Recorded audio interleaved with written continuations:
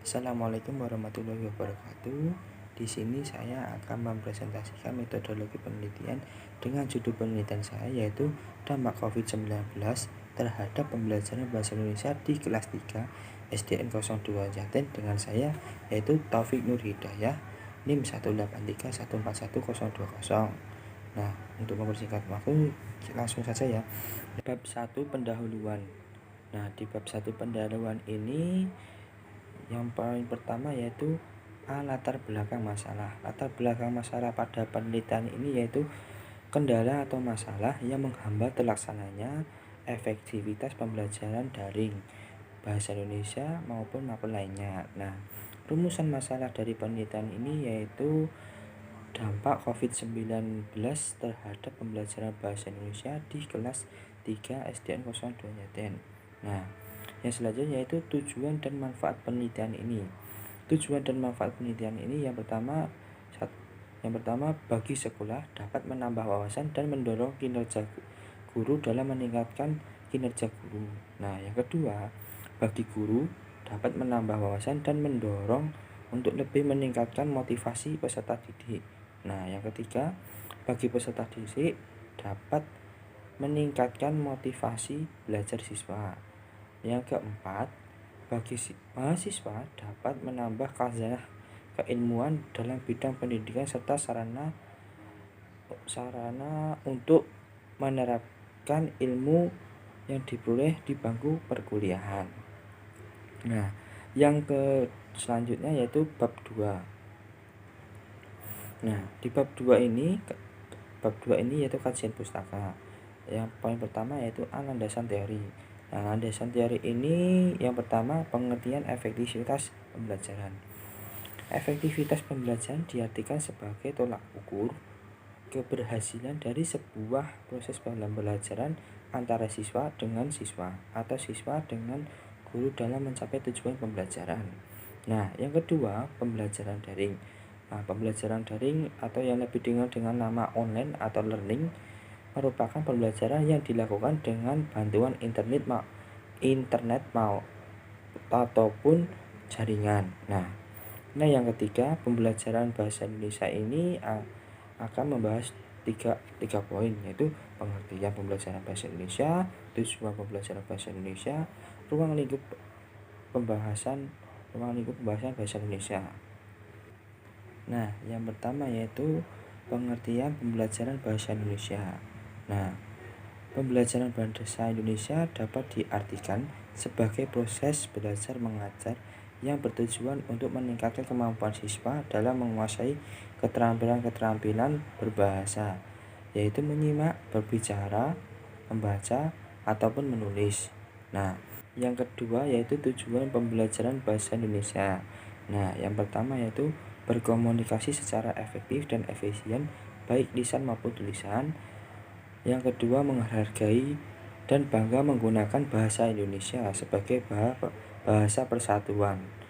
Nah, yang ketiga, memahami bahasa Indonesia dan menggunakannya dengan tepat dan kreatif. Nah, yang selanjutnya yaitu ruang lingkup pembahasan bahasa Indonesia. Nah, ruang lingkup pembahasan bahasa Indonesia ini menyimak, membaca, berbicara maupun menulis. B. Coronavirus.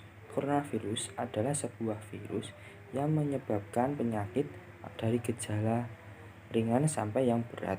Coronavirus merupakan virus yang termasuk RNA strain, yaitu tunggal positif yang menginfeksi saluran pernafasan, yaitu mempunyai tanda-tanda gejala berupa demam, batuk, sulit dalam sistem pernafasan.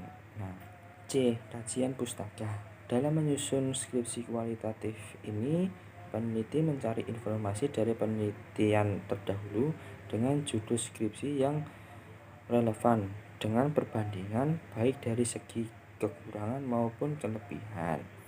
Nah, yang selanjutnya yaitu bab 3, metodologi penelitian. A. Metode penelitian. Peneliti menggunakan penelitian kualitatif ini untuk dapat memahami tindakan-tindakan pada subjek dan objek yang diteliti melalui teknik-teknik penelitian kualitatif seperti wawancara secara mendalam, dan dokumentasi. Sebab untuk mendapatkan hasil dari penelitian yang mendalam tentang efektivitas pembelajaran daring dalam pembelajaran bahasa Indonesia ini akan lebih baik jika dengan cara wawancara dan dokumentasi. B. Setting penelitian. Nah, waktu penelitian ini dilaksanakan mulai dari tanggal 17 Juli 2020 sampai tanggal 30 Juli 2020. Tempat penelitian ini yaitu di SDN 02 Jaten, Kecamatan Jaten, Kabupaten Karanganyar. Nah, kerangka berpikirnya yaitu sebagai berikut, ini yaitu gejala masalah. Gejala masalah yaitu yang pertama, kondisi darurat yang mengakibatkan pembelajaran jarak jauh atau PJJ. Dan yang kedua, pembelajaran di sekolah menjadi terhambat. Dan yang ketiga, antusias peserta didik rendah. Nah, masalahnya yaitu tujuan pembelajaran yang harus dicapai di tengah pandemi COVID-19.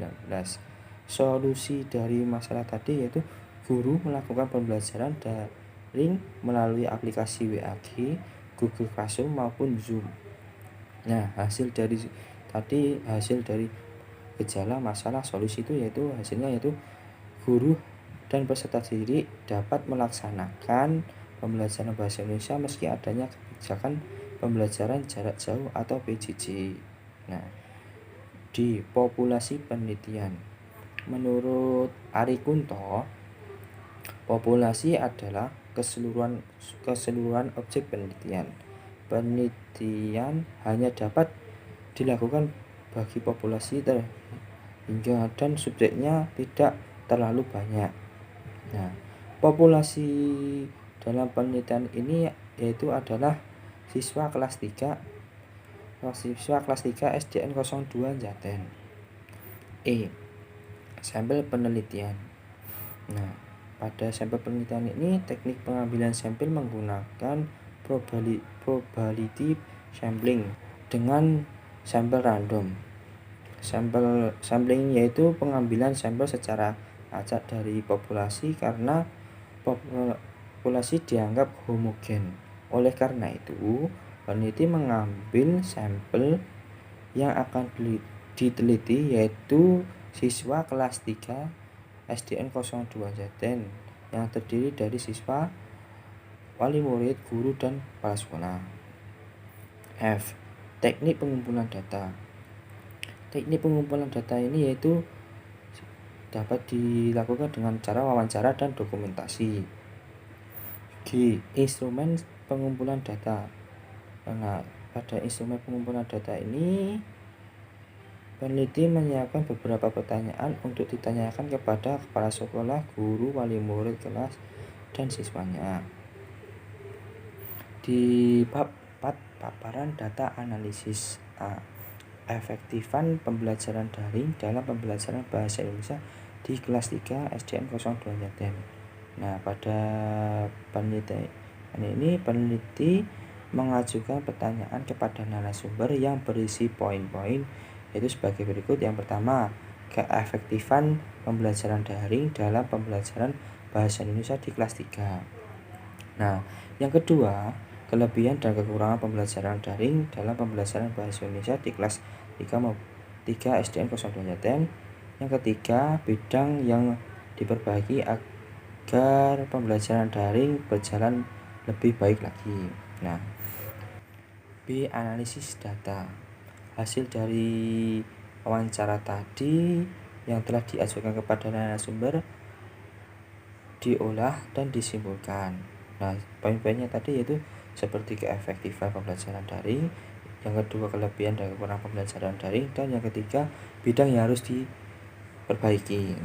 Kesimpulan dari penelitian ini yaitu yang pertama, pembelajaran daring dalam pembelajaran bahasa Indonesia di kelas 3 SDN 02 Jaten kurang efektif.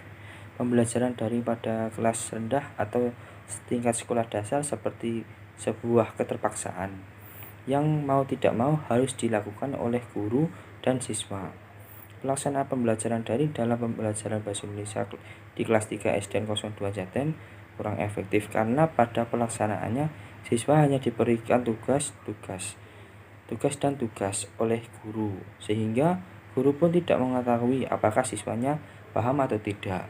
Nah, pemberian tugas dari guru biasanya hanya berupa perintah mengerjakan tugas dari halaman ini dan sampai halaman berikutnya, dan hanya sesekali praktek. Sekian dari presentasi saya, kurang lebihnya mohon maaf. Wassalamualaikum warahmatullahi wabarakatuh.